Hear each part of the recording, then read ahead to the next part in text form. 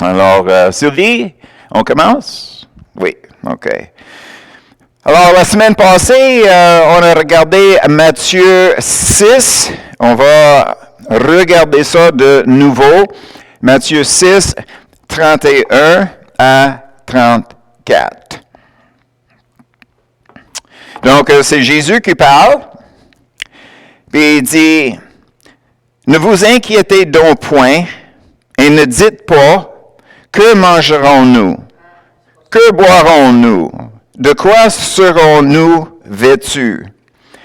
Car toutes ces choses, ce sont les païens qui les recherchent. Votre Père céleste sait que vous en avez besoin.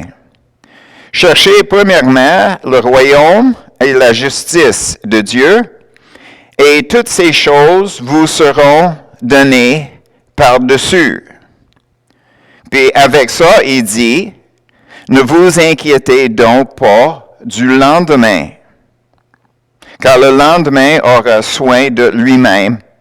À chaque jour suffit sa peine. » Donc, quand on a regardé ça la semaine passée, on a regardé deux aspects. Un aspect, c'était l'inquiétude pour demain, le fait que demain, c'est notre avenir. Ce n'est pas juste demain, genre lundi ou mardi, c'est vraiment notre avenir.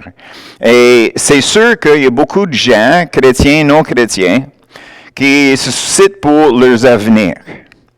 Et je dirais, probablement, c'est normal parce qu'on est un peu craintif de toutes choses inconnues. Puis c'est sûr, notre avenir est inconnu.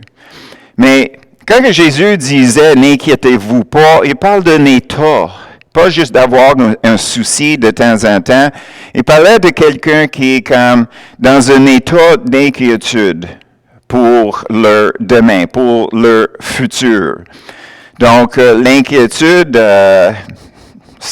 comment est-ce qu'on va vivre? Est-ce qu'on va avoir assez d'argent pour être capable d'acheter notre nourriture, pour acheter nos vêtements, payer le loyer, puis ces choses-là? Puis Jésus a répondu, il dit, Dieu sait que nous avons besoin de ça.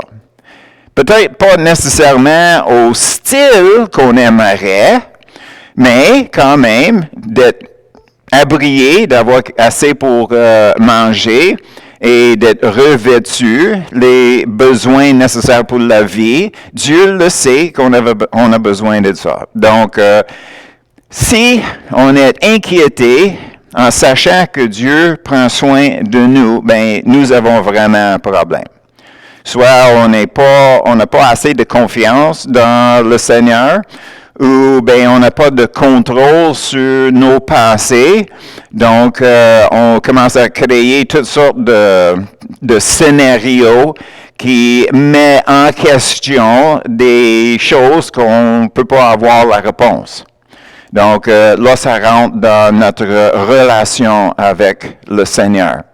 Si on est en train de faire confiance que Dieu a dit, je sais que vous avez besoin de ces choses-là, ben c'est juste à nous à s'ajuster aux inconvénients qui peuvent nous arriver dans l'avenir, mais de ne pas regarder vers l'avenir d'une façon sans confiance que le Seigneur va prendre soin de nous sur les besoins.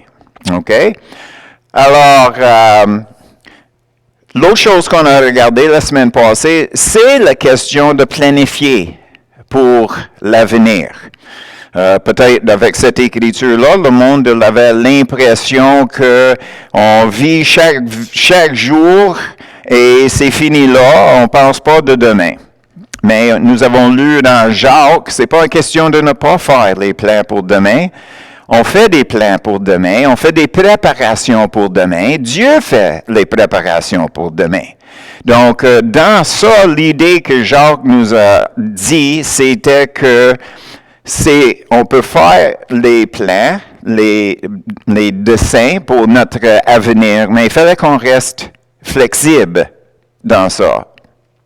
Il fallait qu'on reste flexible. Et on peut penser un peu comme Peut-être nous avons une date pour démarrer une nouvelle entreprise.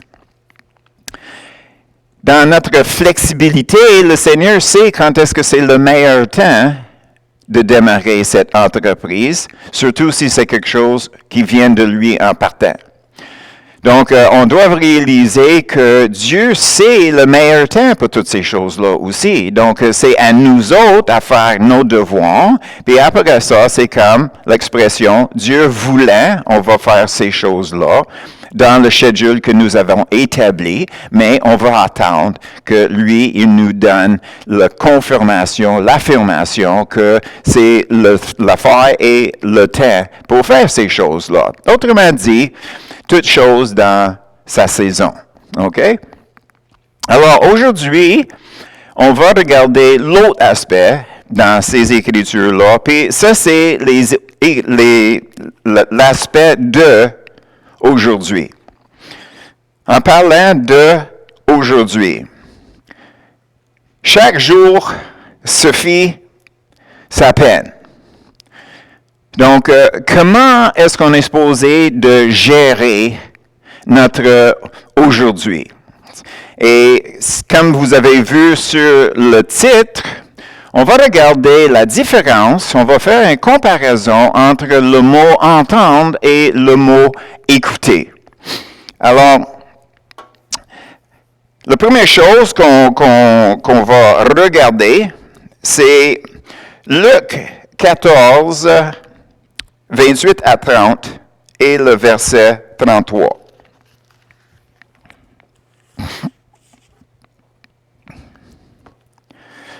Luc 14.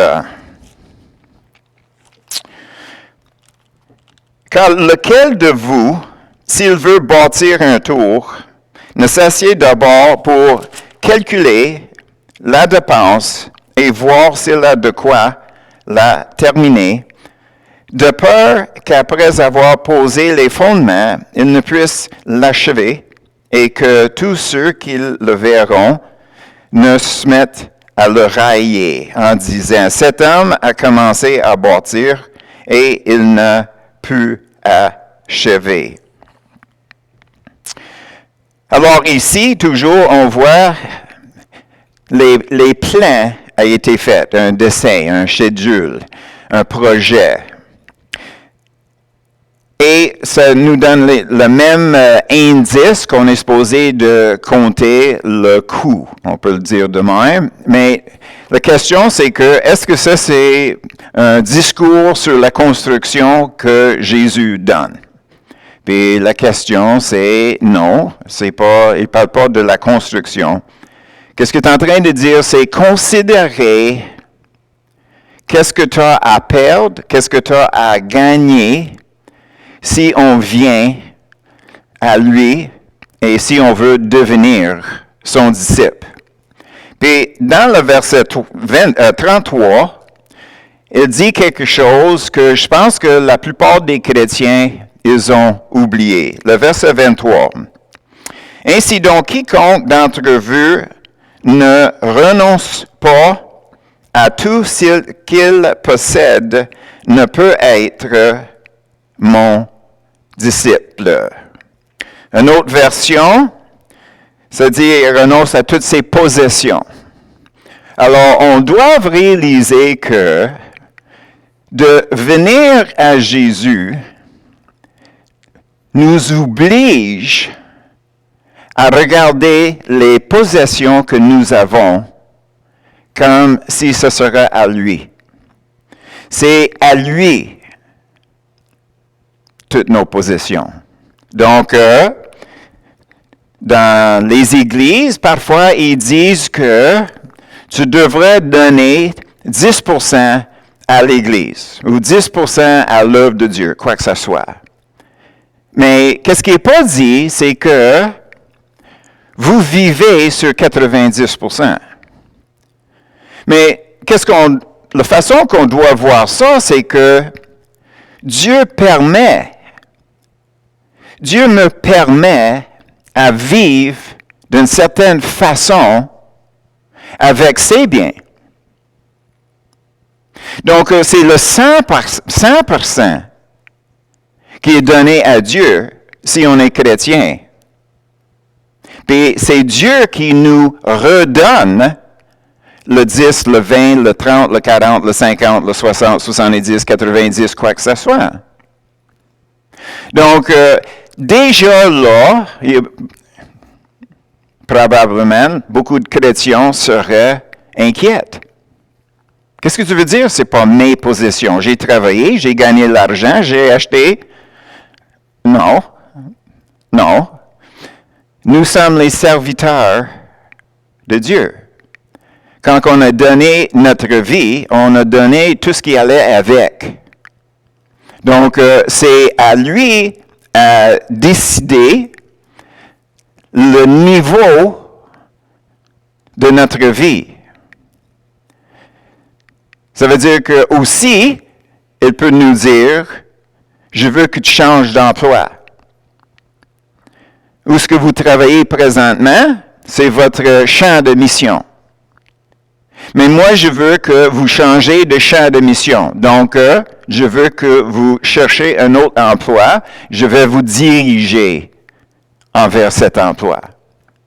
Peut-être il fallait qu'on déménage à une autre ville pour ça. Mais ça, c'est quelque chose qu'il faut que ça soit réglé dès le début dans notre cœur. C'est Jésus qui dirige. C'est nous autres qui le suivons. On sait ça. C'est pas nous autres qui dit à Dieu, j'aimerais faire ci pour toi ou j'aimerais faire ça pour toi. C'est vraiment pas à nous, à lui demander de venir être avec nous. C'est vraiment à nous, à tout simplement rester à l'écoute pour entendre les directives que Jésus nous donne. Et là, une fois que nous avons une idée à quoi qu'il nous appelle, bien, c'est à le suivre. Toujours une question de saison encore. Et finalement, le troisième aspect, c'est que quand on parle d'aujourd'hui, on doit réaliser que Dieu est à l'œuvre dans le monde, mais aussi en nous autres mêmes. Puis l'œuvre qu'il veut faire en nous aujourd'hui, c'est le développement de notre caractère pour ces projets qu'il veut accomplir à travers de nous dans l'avenir. Donc, aujourd'hui, c'est une question de s'aligner, de s'harmoniser avec Dieu pour le développement de notre caractère, non juste pour notre avenir, mais pour notre avenir dans les projets de Dieu. Donc, c'est toutes ces choses-là qui sont dans la balance. Puis, il fallait qu'on réalise que c'est nous les serviteurs et c'est pas Jésus qui est notre serviteur. Donc, le moment qu'on peut vraiment saisir l'aspect que notre vie, ce n'est pas juste notre temps, mais c'est aussi toutes nos possessions, puis on devrait voir toutes les choses autour de nous, l'argent dans la banque, les investissements, toutes ces choses-là, c'est les possessions de Dieu. Si on est des vrais chrétiens. Et si on veut faire un retrait ou si on veut faire un achat, on doit réaliser que ça vient de la poche de notre Père, comme quand on était jeune. C'est nos parents qui payaient les factures, n'est-ce pas? C'est nos parents qui prenaient soin de nous, n'est-ce pas? Donc, Jésus veut nous dire de se remettre à la même place qu'on était avant qu'on était adolescent, ou même dans notre adolescence. Donc, c'est de réaliser que si moi, je suis obligé de demander à mes parents pour une telle affaire, c'est ça que je faisais. Par contre, il arrivait des fois où ce que nos parents disaient, « Ah, c'est le temps d'aller te chercher une autre paire de souliers. » Donc, j'ai pas demandé pour les souliers, mais mon père, ma mère, Dieu savait que j'avais besoin d'un paire de souliers. Donc, c'est lui qui l'avait initié l'achat. Puis si on peut garder cette attitude dans notre tête, dès là, une fois qu'on s'habitue à ça, ça va éliminer beaucoup d'inquiétudes ou possibilités d'inquiétude parce qu'on réalise que Dieu prend soin de nous, puis on n'a aucune raison pour le douter. Et la façon qu'il prend soin de nous, premièrement, c'est qu'il nous parle. Et c'est ça qu'on va regarder aujourd'hui. On va regarder la différence dans les Écritures entre entendre Dieu et écouter Dieu. Alors, avec ça, on a vu dans Matthieu 6, 32 et 34 qu'il y a toujours le aujourd'hui qui est en question. Alors, communication avec Dieu. On va commencer avec Hébreux 4, 7. Hébreux 4, 7.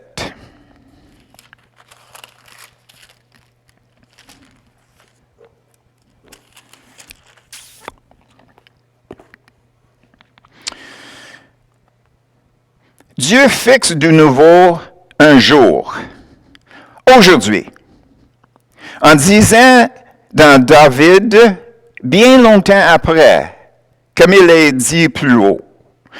Plus haut, ça veut dire, il avait déjà mentionné ces écritures-là avant ce verset ici. Aujourd'hui, si vous entendez sa voix, n'endurcissez pas vos cœurs.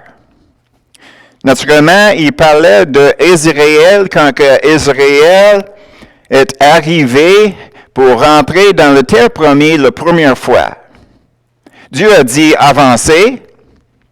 Dieu a dit avancez. Dieu leur a parlé avancez. Mais eux autres, ils ont refusé.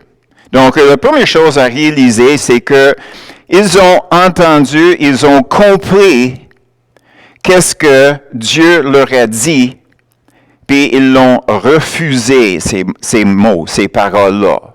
OK? Donc, ils savaient très bien, ils ont entendu qu'est-ce que Dieu a dit, mais ils n'ont pas choisi la bonne action pour aller avec cette parole-là. On va regarder Jean 10. Jean 10.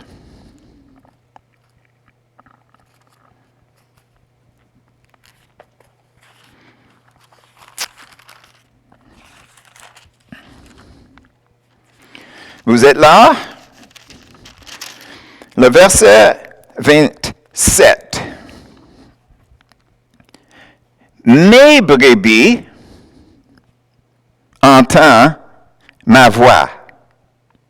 Je les connais et elles me suivent. Mes brebis entendent ma voix. Suite à ça, elles me suivent. Donc, on voit avec le mot « entendre », il y a une décision à faire. D'entendre, ce n'est pas la décision complétée. Entendre, c'est le début. Puis après ça, nous avons une décision à faire. Suite à ça, on va regarder Luc 6, 46.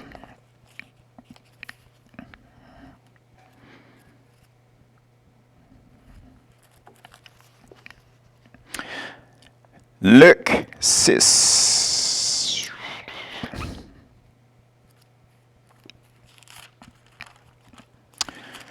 Le verset 46 à 49.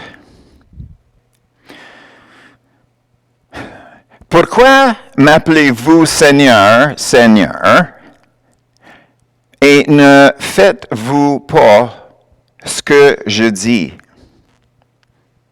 Je vous montrerai à qui est semblable tout homme qui vient à moi, entend mes paroles et les met en pratique. Donc, on voit la décision à part d'entendre. Il est semblable à un homme qui, bâtissant une maison, a creusé profondément et a posé le fondement sur le roc. Une inondation est venue et le torrent s'est jeté contre cette maison sans pouvoir l'ébranler parce qu'elle était bien bâtie. Mais celui qui entend et ne met pas en pratique est semblable à un homme qui a bâti une maison sur la terre, sans fondement. Le torrent s'est jeté contre elle. Aussitôt qu'elle est tombée, et la ruine de cette maison a été grande. Donc, est-ce que ça c'est un autre cours de construction donné par Jésus? Non. Pourquoi, le verset 26, pourquoi m'appelez-vous Seigneur, Seigneur, et ne faites pas ce que je dis?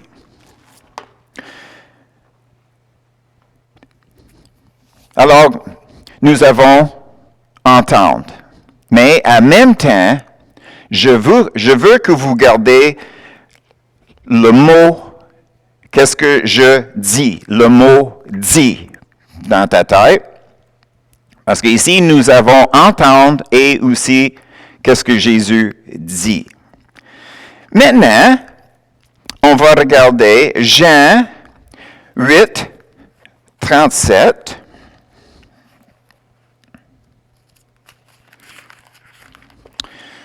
« 8.37, ça c'est juste pour établir à qui Jésus parle.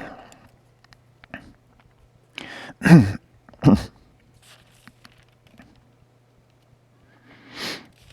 8.37.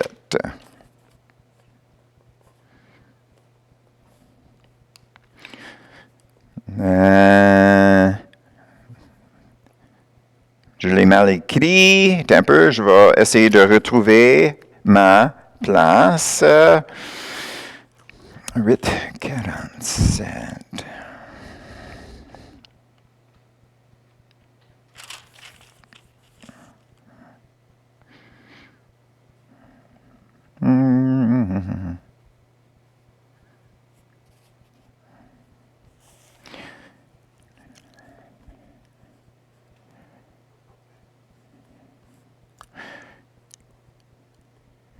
Verset 31.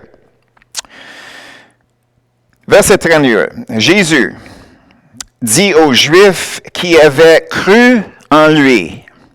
Donc, c'est pour établir le fait que c'était ceux qui croyaient en Jésus. C'est à ceux-là que Jésus parle dans le verset 47. Donc, 31. Il dit aux Juifs qui avaient cru en lui, « Si vous demeurez dans ma parole, vous êtes vraiment mes disciples. » Puis là, le verset 47, il dit, « Celui qui est de Dieu écoute les paroles de Dieu. Vous n'écoutez pas parce que vous n'êtes pas de Dieu. » Donc, nous avons quelques considérations. Les Écritures disent que ça, c'est ceux qui croyaient en Jésus. Donc, nous autres, directement, on dirait, « Ah, c'est les croyants. » Mais Jésus a dit quelque chose. Il dit que ceux qui n'écoutent pas ne sont pas de Dieu. Donc, ce n'est pas une question si une personne est là et il entend qu'est-ce que Jésus dit. C'est une question s'il l'écoute. Donc, première chose, on voit la différence. Avant, on parlait d'entendre et maintenant, on parle d'écouter. Donc, c'est quoi la différence? Bien, dans le grec, il n'y en a pas de différence. Mais il y a une différence qui se trouve dans ces textes-là, qui donne raison à ceux qui font la traduction de changer de entente à écouter. Puis la clé de ça se trouve que quand que Jésus dit quelqu'un qui entend mes mots, qu'il m'entend, qu'est-ce que je dis? Le mot en grec pour dire, c'est le mot logos. Ça veut dire les mots, les paroles. Donc, Jésus, quand il parlait de quelqu'un qui baptisait d'une telle façon, cette façon-là, c'est d'écouter qu'est-ce qu'il dit, d'écouter ses mots, écouter ses paroles. Ce mot-là, c'est logos. Mais dans cette écriture ici, où ce que le mot est changé d'entendre écouter mes paroles, celui qui est de Dieu écoute les paroles de Dieu. Ici, parole, ce n'est pas le mot en grec logos, c'est le mot rhéma. C'est le mot rhéma. Donc, la raison pourquoi les traducteurs, ils ont changé d'écouter jusqu'à, je veux dire, entendre. Ils ont traduit entendre, puis après ça, ils ont traduit écouter. C'est la différence entre ces deux mots-là. Quand on parle de logos, on parle du corps de quelque chose. Quand on parle de rhéma, on parle de quelque chose spécifique. Donc, on peut dire que la loi est comprise de les lois, n'est-ce pas? C'est l'ensemble de toutes les lois qui fait la loi. Est-ce que ça, c'est vrai? Puis tout le monde a dit oui. Alors, je suis bien content que vous êtes là. Alors, qu'est-ce que nous avons? C'est que, et ça, c'est très important, parce que le mot logos, c'est l'ensemble de tout ce que Jésus a dit. Donc, une personne qui entend, qui étudie, qui connaît l'ensemble des choses que Jésus a dit, autrement dit, les Écritures. En connaissant les Écritures, en vivant selon ces connaissances-là, c'est comme la personne qui bâtit sur un fondement solide. Vous me suivez? OK. Qu'est-ce qui est arrivé ici dans le verset 47 de Jean? C'est celui qui est de Dieu écoute les paroles de Dieu. Ici, c'est le mot rhéma. Ça, c'est spécifique. Donc, qu'est-ce que Jésus est en train de dire? C'est que vous pouvez avoir une connaissance des Écritures, logos, mais vous n'écoutez pas quand que Dieu te parle spécifiquement sur une chose. C'est ça la différence. C'est ça la différence. Nous connaissons les Écritures. Les Écritures, en général, nous donnent la direction dans nos vies, comment vivre en harmonie avec Dieu, avec Jésus, avec le Saint-Esprit, n'est-ce pas? On comprend ça très bien. On est supposé de gérer nos vies selon les Écritures, logos.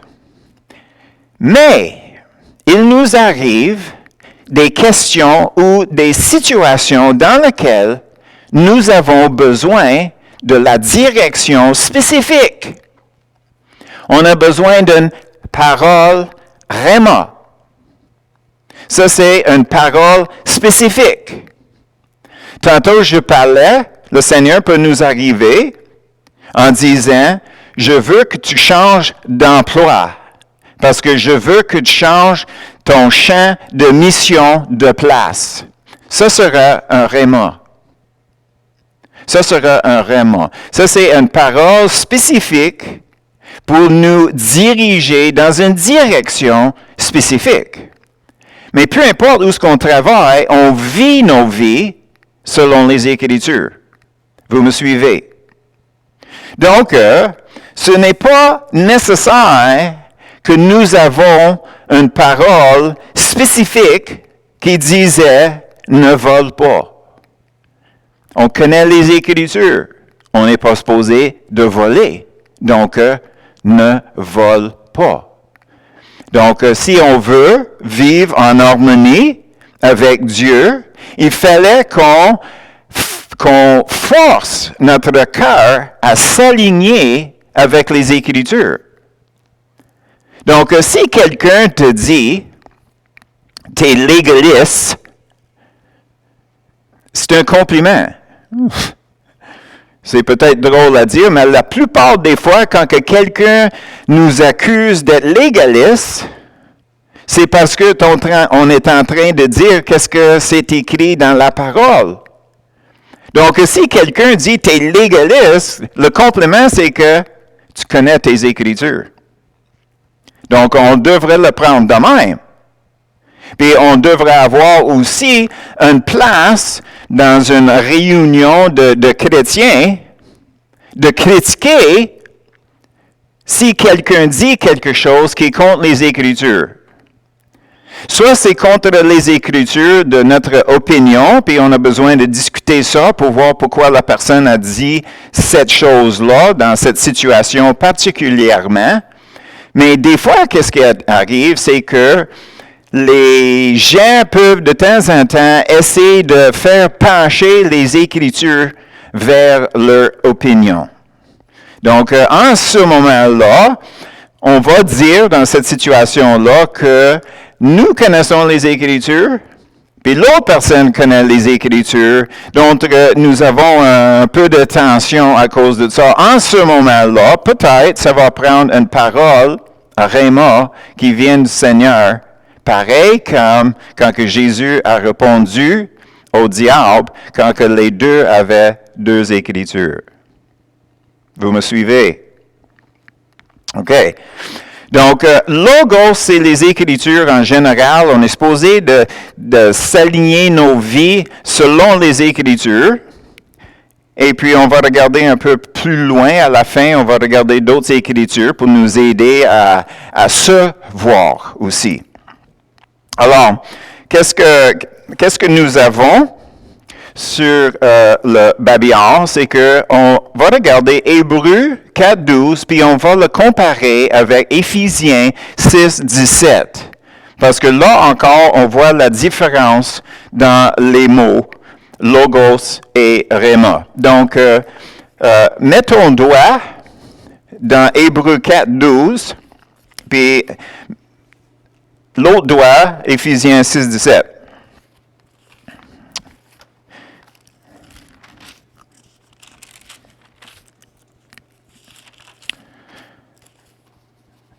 Hébreux.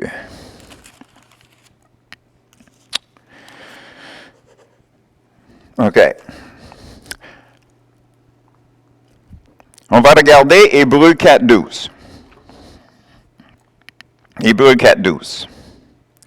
Car la parole de Dieu, ça c'est Logos, les Écritures. Car la parole de Dieu est vivante et efficace, plus tranchante qu'un épée quelconque à deux tranchants, pénètre jusqu'à partager l'âme et esprit, jointure et moelle, elle juge les sentiments et les pensées du cœur. OK. En lisant les Écritures, des fois, on n'est pas d'accord. Et quand on n'est pas d'accord, c'est parce qu'il y a quelque chose dans notre cœur qui ne veut pas s'accorder avec ce qui est écrit dans les Écritures. On cherche une sortie, on cherche une excuse pour faire la décision qu'on veut faire. Mais qu'est-ce qui arrive, c'est que la raison pourquoi on voit cette chose-là qui vient sur la surface, c'est parce que le Saint-Esprit est à l'œuvre dans les Écritures. C'est lui qui nous a amenés à la place qui disait, écoute, les Écritures disent d'agir d'une telle façon, de vivre d'une telle façon. Puis là, toi, là, tu essaies de te sauver. Tu essaies de te sauver. Donc, c'est le Saint-Esprit qui vient de mettre la lumière dans notre cœur. La raison pourquoi les Écritures sont vivantes, c'est parce que c'est une Écriture avec le Saint-Esprit qui amène une conviction. Quand on regarde dans Éphésiens 6, 17, on parle de l'armure. Prenez aussi le casque du salut et l'épée de l'Esprit qui est la parole de Dieu.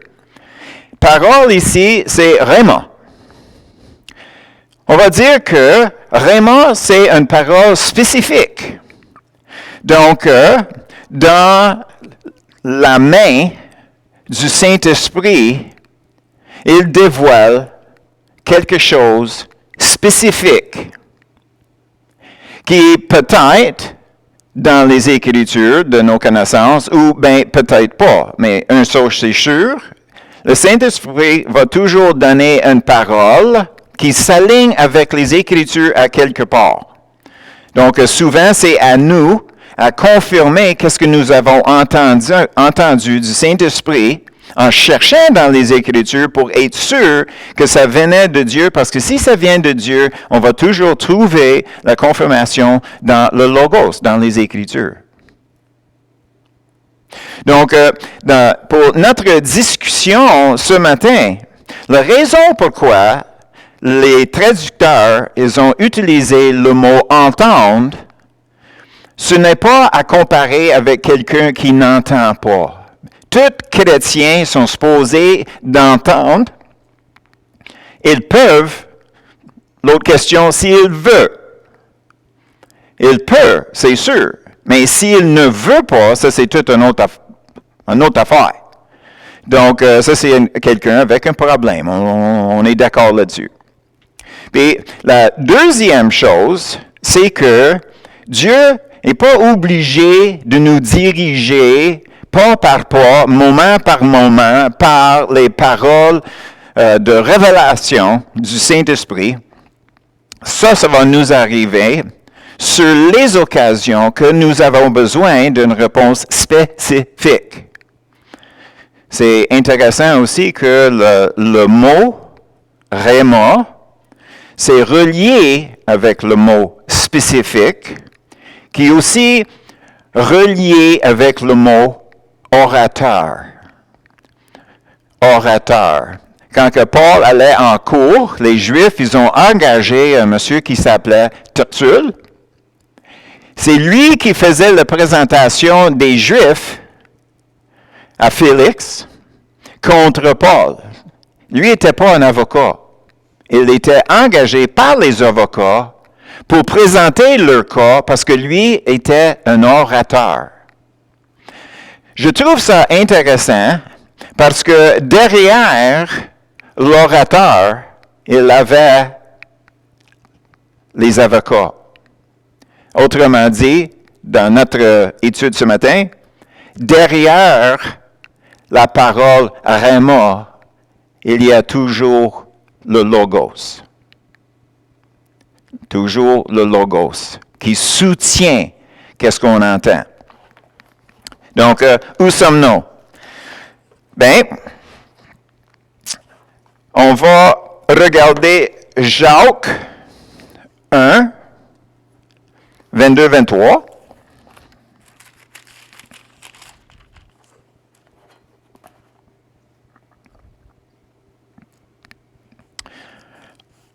Jacques 1, 22-23.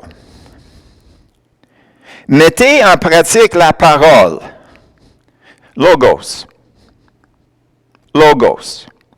Mettez en pratique la parole et ne vous bornez pas à l'écouter en vous trompant vous-même par de faux raisonnements. Car si quelqu'un écoute la parole et ne le met pas en pratique, logos, parole, il est semblable à un homme qui regarde dans un miroir son visage naturel.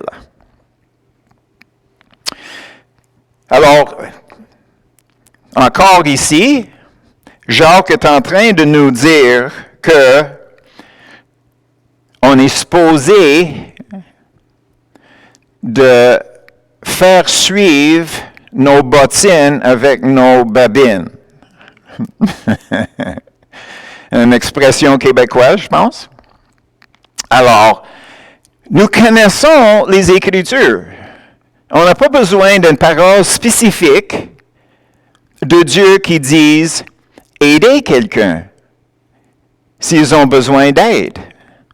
Si quelqu'un a besoin de nourriture, ben, embarquons-nous.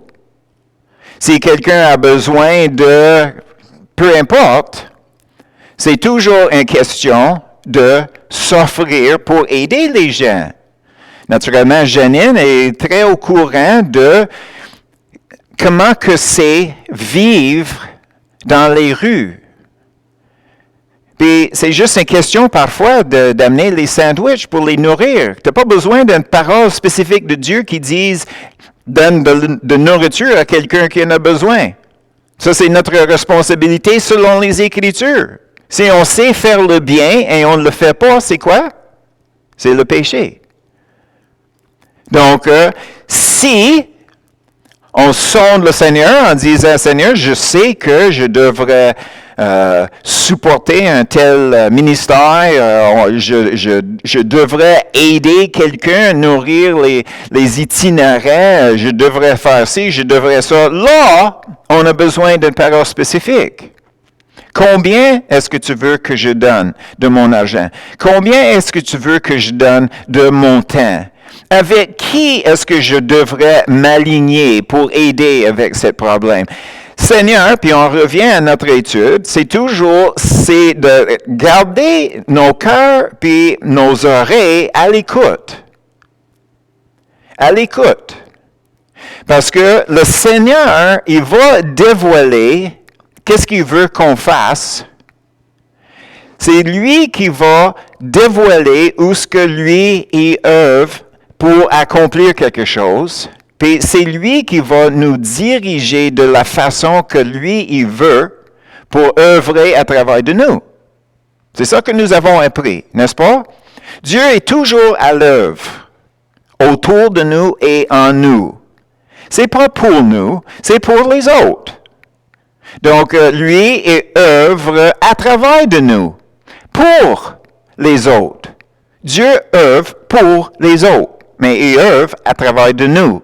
Donc, il fallait qu'on s'aligne, on s'ajuste à ses plans à lui, puis c'est lui qui nous dirige. Donc, c'est lui qui va nous dire combien donner à qui. Quand est-ce qu'on est supposé d'aider quelqu'un? À quel point est-ce qu'on s'implique dans notre argent et notre temps? Et tout ça avec une bonne attitude. Okay.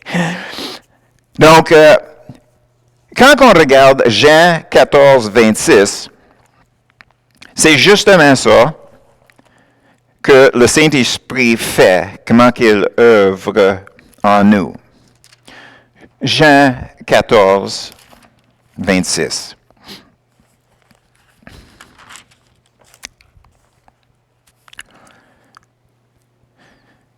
C'est Jésus qui parle. On voit ça, le verset 25, il dit, « Je vous ai dit ces choses pendant que je demeure avec vous. » Maintenant, le verset 26. « Mais le Consolateur, l'Esprit Saint, que le Père enverra en mon nom, vous enseignera toutes choses et vous rappellera tout ce que je vous ai dit. » Donc, ici, qu'est-ce qu'on voit? On voit comment que le Saint-Esprit, il œuvre avec les enseignements de Jésus ou bien les Écritures. Ça, c'est rappellera de tout ce que je vous ai dit, Logos. Mais en même temps, c'est le Saint-Esprit qui va nous guider, c'est lui qui va nous enseigner. Donc, c'est lui qui œuvre dans le Logos pour nous aider à se voir. Mais en même temps, c'est lui qui donne les paroles spécifiques quand que c'est nécessaire. Donc, nous avons entendu les Écritures. Maintenant, c'est de rester à l'écoute quand que le Seigneur, quand que Dieu le Père, quand que Jésus, quand que le Saint-Esprit, peu importe comment que tu le dis, quand il nous dit quelque chose de spécifique, c'est toujours lui qui œuvre en nous. Donc, qu'est-ce que nous avons, si on veut retourner à notre exemple de la loi, qu'est-ce que nous avons, c'est que nous avons la loi dans toute cette entièreté. Et dans la loi, nous avons les lois. Puis si jamais on se trouve en cours, nous avons notre avocat qui va sortir la loi qui est spécifiquement reliée à notre situation. Mais c'est toujours dans le cadre de la loi en général. Est-ce que vous me suivez? Oui, OK.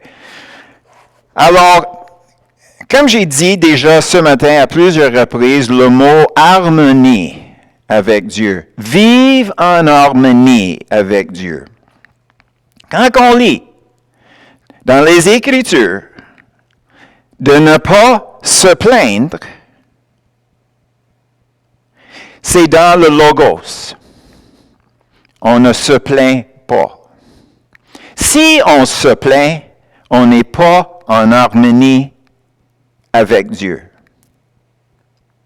Si on s'inquiète pour demain, on n'est pas en harmonie avec Dieu. Ça, c'est des situations où ce que notre point de vue et notre opinion, on le place au-dessus de la parole de Dieu, le Logos. Est-ce que Dieu n'a pas bien dit de ne pas se plaindre? Donc, notre opinion est supposée d'être la même opinion qu'on verrait sur Facebook de Jésus.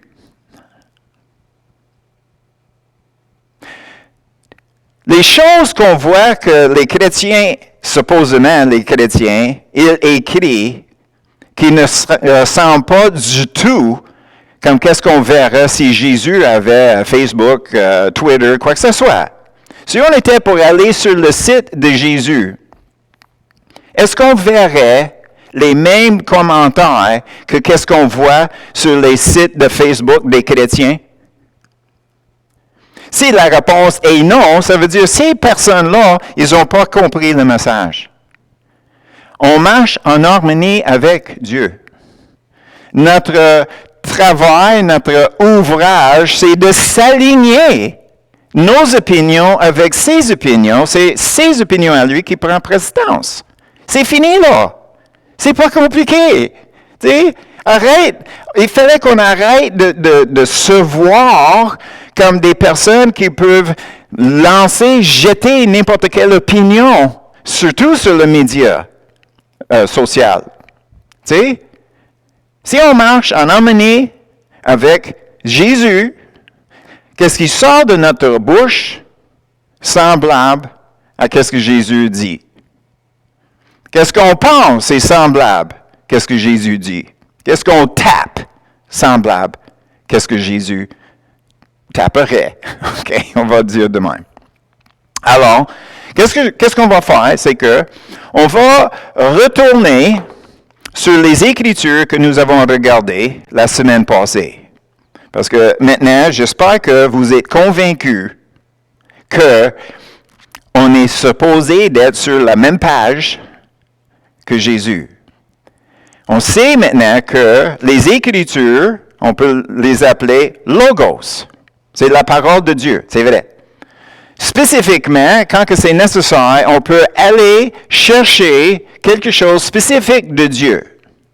Mais peu importe c'est lequel, c'est à nous à s'ajuster. C'est à nous à s'ajuster à lui. Premièrement, dans notre pensée, après ça, c'est dans notre cœur, puis après ça, c'est dans nos habitudes, parce qu'un suit l'autre. Alors, on va regarder 1 Thessaloniciens. 1 Thessaloniciens. C'est avant Hébreu. 1 Thessaloniciens. Chapitre 5.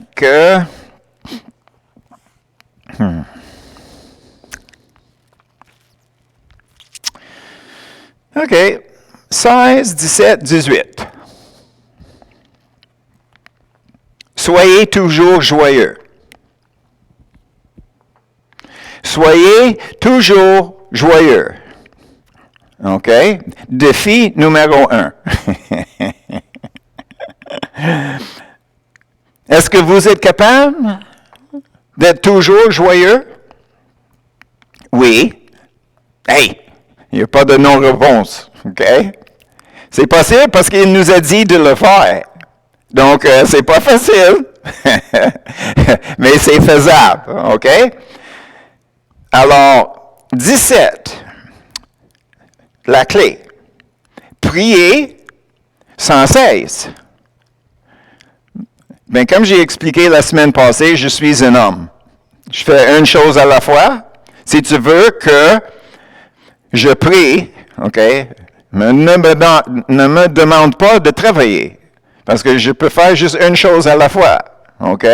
Donc, comment est-ce que je peux prier sans cesse? Bien, c'est parce que prier, ce n'est pas nécessairement de parler tout le temps. On n'est pas obligé de parler ou bien demander les choses tout le temps. Tu sais, si on est en train de, verset 18, rendez grâce en toutes choses, OK? C'est comme prier. On est en contact avec le Seigneur. On le remercie. Donc, ça ne devrait pas être trop difficile d'aller chercher des actions de grâce pendant qu'on est en train de faire qu'est-ce qu'on a fait. On va arrêter quand que nous avons un tournevis ou bien une cloueuse pneumatique en main pour pas clouer la main sur la planche ou bien de passer le tournevis à travers de notre doigt parce que c'était mal placé, OK? Donc, nous avons le droit de prendre un petit pause dans notre temps de louange envers le Seigneur pour ne pas se blesser, OK? Ça, c'est pour les hommes. Les femmes peuvent faire deux choses en même temps. Donc, vous n'avez pas d'excuse pour vous clouer et passer le tournevis à travers le doigt ou le couteau, quoi que ce soit, OK? C'est juste à porter attention. Donc, les hommes, nous avons des excuses. Anyway, le verset 18. Rendez grâce en toutes choses, car c'est à votre égard la volonté de Dieu en Jésus-Christ. Quand que c'est marqué toutes choses, c'est toutes choses qui viennent de lui. C'est pas toutes choses, là. C'est pas toutes choses. On ne remercie pas le Seigneur si je cloue ma main sur une planche. OK? Oh, merci Seigneur. Je ne voulais pas l'échapper, donc tu m'as fait clouer la main après la planche. Non, ça ne fonctionne pas. Ça, c'est pas ça. C'est la fois que tu passais proche que tu dis, oh, merci Seigneur, parce que j'ai pas cloué mon doigt à la planche. OK? Donc, quand on donne les remerciements à Dieu, c'est pour les choses que lui fait. Quand on rend grâce, toutes choses, c'est toutes choses qui viennent de lui. Mais je ne l'ai pas écrit sur le babillard ici en avant, mais le verset 19, n'éteignez pas l'esprit. N'éteignez pas l'esprit. Si on veut aller plus loin, ne méprisez pas les prophéties non plus.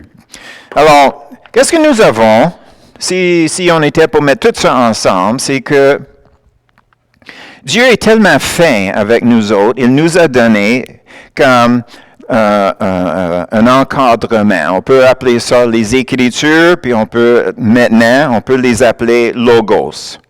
On sait très bien comment vivre pour le Seigneur. Mais un pas plus loin, c'est de réaliser, vivre pour le Seigneur, ce n'est pas suffisant. On doit être en harmonie avec le Seigneur. On doit être en harmonie avec le Seigneur.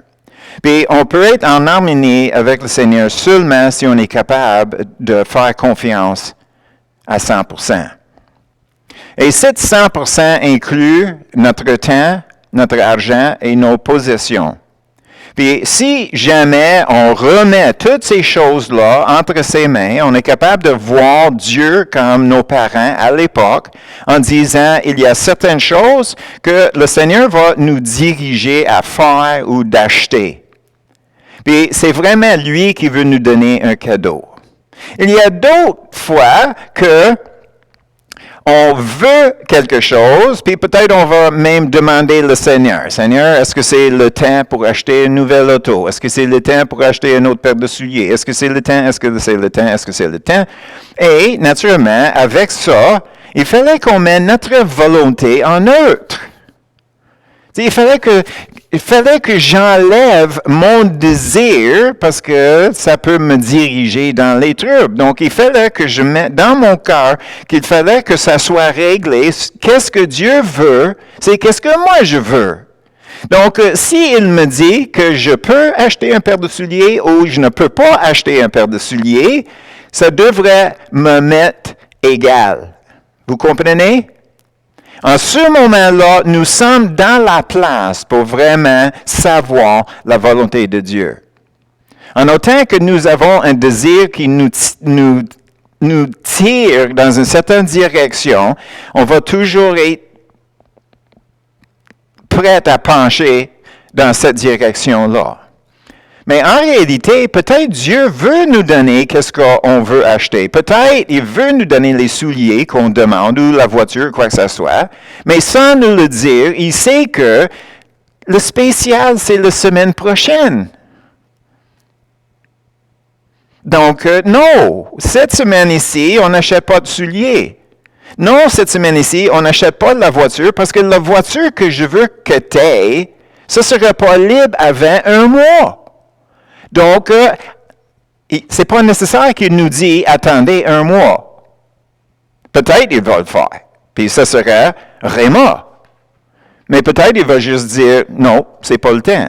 Ou juste tout simplement « non », puis ça sera un test. Vous me suivez? Alors, si on veut vivre dans la place en harmonie avec Dieu, il fallait que ces questions-là soient déjà réglées dans notre cœur. Déjà réglées. Il a promis, il prend soin. Je lui ai donné toutes ses possessions que j'avais à lui. Et là, OK, je fais confiance. Est-ce qu'on ressent la liberté dans ça? Déjà, juste en parlant de même. Tu sais, tout est sous contrôle. Et le rôle que j'ai sur la terre, c'est d'être un ouvrier avec Jésus. C'est si simple que ça. Dieu va accomplir les choses à travers de moi, dans le présent, aujourd'hui, mais en même temps est en train de me préparer pour d'autres projets dans l'avenir. Puis notre vie est passée si simplement que ça. Donc, lui, il connaît l'avenir. Donc, il ne s'inquiète pas. Puis si notre Dieu ne s'inquiète pas, quelle excuse est-ce que nous avons comme ses enfants pour s'inquiéter pour demain. Alors, j'espère que vous allez prendre le temps pour digérer un peu les consignes que Dieu nous donne,